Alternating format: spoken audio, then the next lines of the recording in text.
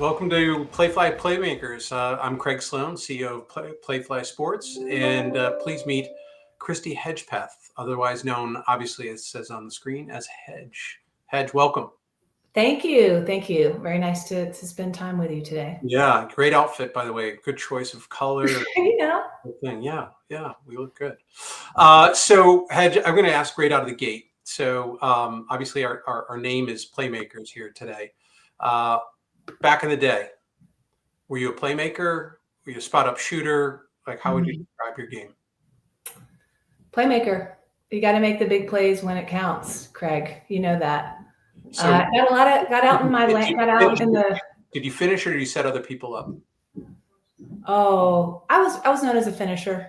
Okay. Got out in the lanes, passing lanes, got steals, easy baskets, came off of screens for threes, that kind of thing.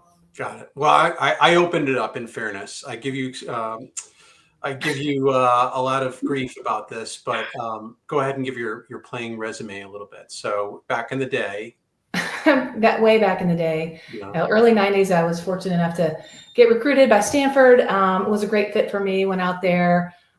School was really ascending in terms of its women's basketball program, and played for legendary coach Tara Vanderveer. And it was a long way from North Carolina, but it was the right fit for me. And our goal every single year was to win a national championship, and we got to a couple Final Fours, and we did break through and win the whole thing in 92, and then went on to play professionally for the Seattle Reign for 3 years. And so basketball has always been a huge part of my life, and really I think has parlayed my career in sports business has sort of been parlayed from my playing days. Let's play off of that just for 1 second. So playmaker, how does that translate from the court to how you've managed through your career? You're obviously running an entire division. You have a president title. You're overseeing a very big, broad, and growing business.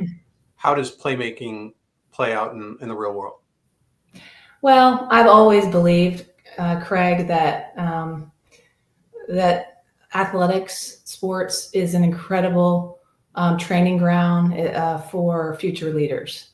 And that's why I've always encouraged, I don't have kids of my own, but I encourage all of my friends who have kids, just get them started. They don't have to be a superstar. It's not about that. It's about the things that translate to, I think, leadership and life beyond sports. So that includes certainly, hard work and that work ethic. That's unquestioned. Things like learning how to set goals, right? And have aspirations, very clear goals. Most importantly, I think in the business world, the teamwork and being able to understand that you're just playing, one part in an engine and as part of a whole to accomplish a goal together. And that's why I've always loved team sports the best, and it's a direct translation to business. And I just think generally leadership and my style really has come a lot from my playing days. Christy, I got you on the hot seat right now, so I'm not going to let it go. I'm going to go one layer. I'm going to make you say a little deeper. Love it. So let's talk about playmaker and having to know that you've got to be that person, right? And at some point, the people are counting on you. Now you have a different team that's counting on you. Yeah. So talk about that mental fortitude that it takes to be able to do it. There's going to be people watching this that maybe are aspiring to be in your seat someday. What would you tell them about that? What it takes to be a playmaker? Well, sometimes from the outside, when you have a successful team or a successful company, like I think, Playfly has demonstrated itself to be, it could look like, it's all just, successful initiatives and everything is smooth. And really what is that within the walls of any organization and in the experience of any executive and any team, there are going to be highs and lows. There are going to be ups and downs. There are going to be places where you stub your toe. And it's just so important, I think, as a leader to, number one, set a vision that no matter what happens, we have a vision for where we want to go, and we have goals that we're going after. And so you're going to have those days, you're going to have the losses, just like in sports. You're going to have, times when you're not sure what the outcome is going to be. But the great part about it is that if you focus as a leader on team building, which we can talk about in more depth, but really building your team. And they have trust and belief in you as the leader, that you can, really not only overcome the difficult times, but figure out together how to strategize to accomplish your goals. And that's a huge thing that motivates me. And it definitely comes, I think, a lot from my playing days, but I really am so proud of the team that I have the privilege to manage, called our sports properties division, which is MMR, it's ticketing and premium and NIL. And I just couldn't be more proud of our team, and I could not enjoy working with them more. So you gave me a little bit of the secret sauce of, I think, what's happening and why you've had as much success as you've had in the seat. Maybe give us a little bit more on, why all of a sudden the growth that you've achieved in your division as part of Playfly, and what is resonating really well out there in the field, talking to these schools, talking to their administration, but maybe most importantly, talking to athletic departments that are going through a transformative time and really need some help. Why you? Why us? Sure. Well, Playfly really was founded on an insight that the college sports is undervalued, and that resonated with me. And I knew there was a business opportunity. And I think also in our space, it was ripe for disruption. And Playfly has a real ethos around innovating. We have an ethos around really being great partners. And that really starts with two-way dialogue. It starts with understanding the needs of our college athletic departments, our partners. And in today's day and age, with all the changes in college sports that I'm sure most people are aware of, but just to recap, everything from NIL to revenue sharing, if it gets passed, to the transfer portal and conference realignment. This has just been profound. There has been profound change for them. And there's no doubt that today, and we can maybe touch on it as well, but commercial success increasingly is going to translate to competitive success. And so our ability to understand the landscape and to really empathize, which is a big corporate value of ours, empathize with what college athletic directors and their staffs are going through, helps us have a focus on the problems that we need to solve through the services and products that we offer. So what do you hear? What do your teams hear from our partner schools, from schools that we're looking to partner with, out of that list you just gave, which is just, it gives me heart palpitations just thinking about being an athletic director these days. But what do you hear most? And if we were going to be solving something for them, almost in order, what would be at the top of that list? Sure. It's really about, and I think there's a general sense.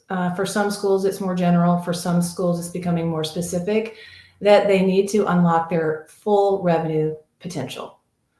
They must, and they can't hold back in terms of identifying those opportunities, but then also executing them, right? Because change is really hard. And so we are at the core of what we do. Playfly, we're revenue maximizers. That's literally our charge, and we're also business strategists, is I like to say, because these are complex business challenges. Because you can have an expertise in revenue generation, but you've got to understand the nuances. You've got to understand the broader business landscape, I think, to be able to help our schools make key decisions that will position them for the future. Because I think sometimes, and this could really even be the case for individual high schools. We recently announced a multimedia rights partnership with Modern Day, a premier program.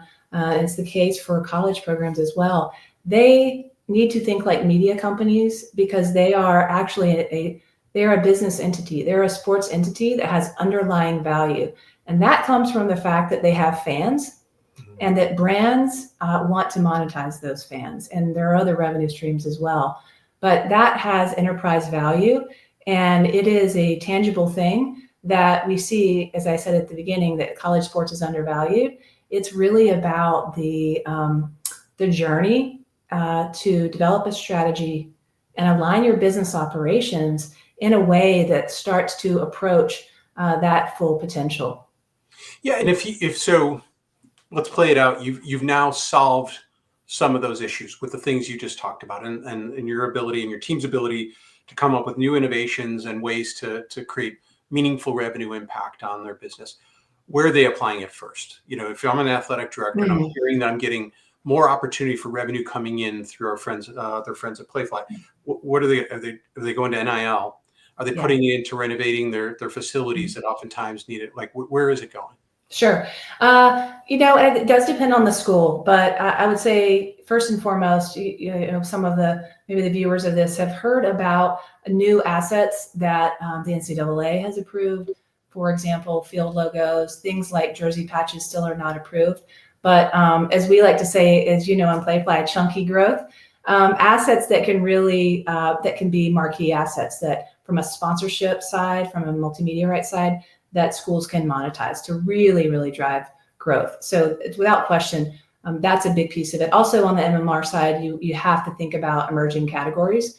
And so that's something that I think schools have been willing to, and hopefully more and more willing to look at those as upside opportunities. Certainly, within Playfly Sports Properties, we have a ticketing and a premium business. And I also came from before this from the pro side, from the business side, and what you see is some outpacing of college by pro teams in terms of how they approach premium and all the various levels of premium opportunities for their fans. Fans are clamoring for that, and there's a real disconnect right now between pro and college. Again, that speaks to the underlying potential that colleges aren't tapping into. So, what are the spaces that you can renovate? Or rethink to drive revenue and create really unique and I would say targeted premium experiences for fans, and that really is going to drive fan engagement, which is a huge part of this. Facilities. I mean, I don't think that schools are investing in facilities maybe to the extent that they were in the past. Maybe when it's absolutely necessary, when there's a major stadium renovation. But because so much of the focus now is, as you mentioned, it's focused on NIL and it's focused on revenue sharing. And that's, at the end of the day, you're competing for talent.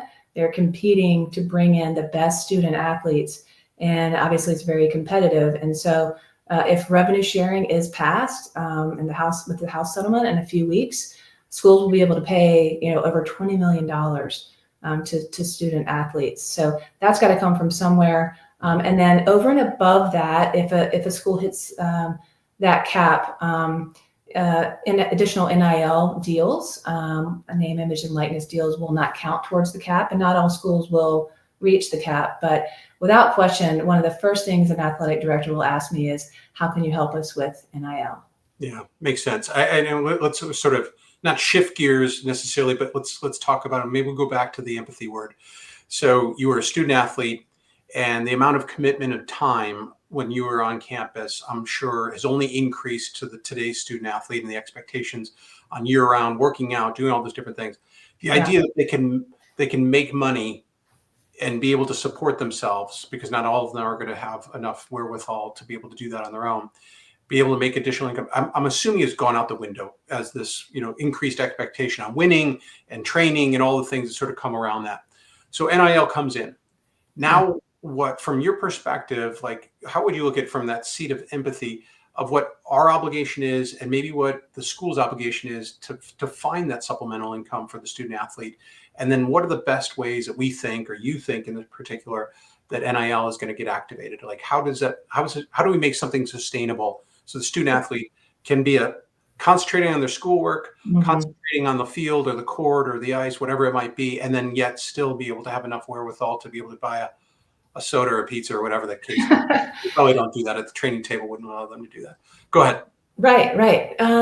Well, I've always felt that, when NIL first became a reality about 4 years ago, I had some mixed feelings about it, but it's really here to stay. And I think that's a good thing for student athletes. And I'm talking about true NIL, because I think that it is an incredible way to further develop them as people, as leaders, as ultimately professionals.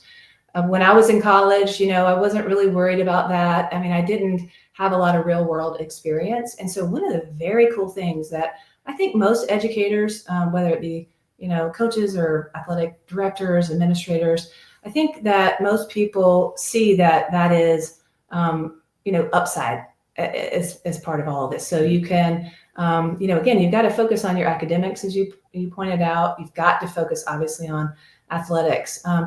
And I think the key is to balance it all, which again is a life skill in and of itself, but carving out a reasonable portion of your time to be able to, say, build your brand online, potentially to, I know some student athletes reach out to potential partners, but I just think everything from negotiating a deal potentially to fulfilling a deal to understanding what this brand is about or who you might want to associate with. All of those things are, I think, great ways for student athletes to develop as people. So that's kind of the first thing. In terms of how we can help, we have a product, a service called Playfly Max, which we have, several of our schools where we have MMR and Max. We are really having a lot of success because we're talking to brands all the time. And so we're able to, you think about most brands are spending about 25% of their marketing budget on influencer marketing, and that's what this is. And so I think it's really about us doing a really good job of matching what our brands may want. What are they seeking? What sport or what gender or what type of personality, and really matching them with the student athletes. And so that's really how the role that we play. But there are other NIL opportunities out there that we're uncovering. It doesn't just have to be an MMR partner. And there are lots of other revenue streams that we can identify. And again, it really all goes back for us to, I've always known, and you started out talking about, well, what were my strengths on the court? We at Playfly, we have to know what our strengths are, and we're good at a lot of things. And to boil them all down, it is really about deal making and revenue generation. And that's exactly the value we can bring to student athletes in the space of NIL. It certainly seems more sustainable, right? I mean, ultimately, at the end of the day, back to empathy. I have a lot of empathy for the donors. Today, they are getting hit up in multiple ways. A lot of things that are happening on campus, renovations or new buildings, a lot of programs that are worthwhile within colleges inside of universities. And then you have the athletics department coming to you and looking at different fundraising opportunities. I think the sustainable way that you were describing that what you're doing through the Max product seems much more in tune with what the long-term feasibility of that's going to be, right? Getting brands to come in and get actual benefit, in-kind benefit from a relationship with a student athlete. All makes sense. We're recording this in the midst of the phenomenon that has become March Madness. And not only in the men's game now, thankfully, it's in the women's game, right? I think this is probably the first or maybe second year that I've had as many people reach out to me about my picks for the women's tournament as for the men's tournament. So where does it rank for you as far as major sporting events in the U.S.? You've got the Super Bowl, you've got the Triple Crown, you get all these, big events. The Masters is coming up, all that stuff. Where do you think public consciousness? I know you're biased, but where do you think it ranks? Oh, so you're not asking mine because you know what mine is. Mine is definitely, it's my favorite time of year. Yeah. Where does it rank? For the American sports fan. Let's not go global. For the American sports fan, top 5 for sure. And it's for this reason. You've got what you have is you've got a life-changing experience for these kids, these student athletes who have trained their entire lives to get to March Madness. The other part of it is obviously so unpredictable, and that is the intrigue of the brackets and obviously the social impact of that and being able to compete against your friends in the brackets. But I think those two pieces are really what make it very, very special. You've got, again, and I said last night with some friends that I was watching a game with, I said, these kids, even though they just lost, are never going to forget that experience of going to the tournament. And I mean, I know I haven't. And that really plays into some of the other things that we've been talking about today, just about the student athlete experience and why why, it's the core mission of so many educators, right, to develop these student athletes. But gosh, it's such a fun time of year. I would put it in the top 5. Yeah, I'm with you. I was listening to Clark Kellogg and Charles Barkley talking last night, and I think they captured part of what draws us all in is the finality of it. Every game, Yeah. everything matters. You're right. This is not a best of 7 series. Yeah. Charles Barkley said, in the NBA, the better team always wins, meaning in a 7-game series, you're not going to have this sort of surprise Cinderella story. And in this, we've seen it over and over again. There's already been a few upsets in the tournament so far. That would also capture back to sort of the mental fortitude, some of the things we were talking about at the front end of it. These are 18 to 21-year-old, 22-year-old young adults. I was going to say kids, but young adults. They're on a national stage, national TV. Everything's on. Nobody misses a thing. There's 20 cameras capturing from all different angles, and they're on show. And now there's you're down 8. And you got just a few minutes to go. Like, talk about a moment where you're like, okay, am I gonna be able to have the mental fortitude to be able to either, if I'm in the lead, hold it, or if I'm behind, fight and find a way back. It's truly incredible. So it's just great storytelling that happens through the whole thing. So I'm with you on that. No doubt. Maybe to wrap up, Hedge, I'd love to maybe have you say, if out of the things, people that might be watching this, thinking about your role, what are the things that you enjoy most, just at a very top line level? What has brought you in and brings you profound joy through being in this? Sure, I appreciate that question because it is joyful for me, and it's not because it's always easy, right? It's the journey of it. I have been so fortunate, truly fortunate, in my entire career to be in sports business, and that's what a lot of people kind of dream of and aspire to, and I'm living that. So first of all, I'm grateful for that, and I think I take my role as I've become more and more senior in my career, and managing now Playfly Sports Properties, close to probably 400 teammates that we have, really take it seriously to develop a culture that I truly believe is best in class. And there's no perfect culture, but you and I have been around long enough to have experienced some good, some not so good, and I think it's really incumbent upon leaders to create a culture that people feel truly valued, that they know that we're investing in their professional development, that we hold them accountable, and that they're part of something, and we're going to equip them to be successful, but then they get to buy into a vision and goals that are inspirational and to be part of something special. And that's what I know you as our CEO is trying to create, and I certainly fall in line, under you to do the exact same thing within my group.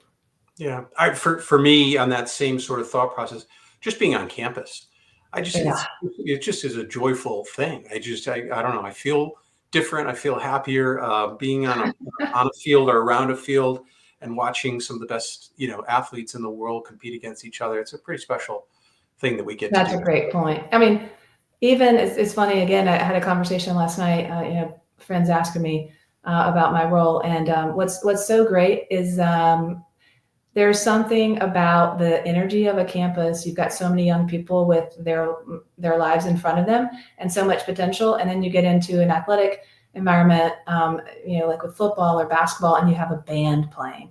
That is really special. And that was one of the things. Just the chance to work in college was a huge reason that I came to Playfly.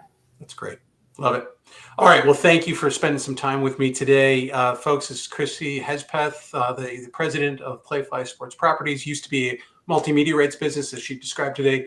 It's become a full-fledged college monetization business and helping our partners any way we can. So thank you for joining me. I hope you had a little fun today too, Hedge. Good luck in your brackets. Thanks. Yeah, thank you. Yeah, I need it. All right.